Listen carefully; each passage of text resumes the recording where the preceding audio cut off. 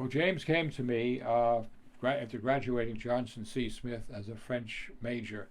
Pauline brought him into the company, and he started with us in the shipping department. I remember one day we got a letter from a French Canadian. We had French Canadian customers and it was in French. I gave that letter to James, and he translated it. We found out what the kid wanted, and that was it. James was like a younger brother to me. James took things in stride. He never got upset. He was very honest. He and I, on occasion, played athletics together. I remember once I had him out playing my softball team, the softball team that I played for in Long Island and South Shore. He came out once.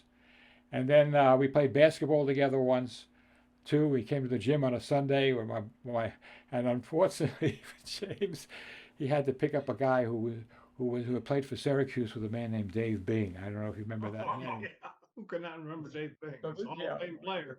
He was a great player. But James had to guard him. And that was a tough guard for James in that game. But we were very close. And he, as I said, he was very even keel. Nothing ever got to James, and that's good because I'm not that even keel. And he was there for over 40 years too. He was he started in the shipping room, and eventually became an executive. And he was very much involved with the football game, very much. In fact, there was a guy in Gary, Indiana, who considered himself the best Strat-O-Matic football player in the country. That would be James Sanders. That's right, James. That's right. That's James Sanders. He declared himself champ. So we finally had him to come out and play James Williams, and I think they split 2 games. It was very close. They were both very fine players, and he was responsible for the ratings and everything in basketball, and actually the updating of the cards. He was a major guy on that. He was obviously very important in baseball and in football. He was just a terrific guy. Everyone who came in contact with James said, "Gee, he's a real nice guy." He is. He was just a wonderful person. When necessary, he could be a enforcer.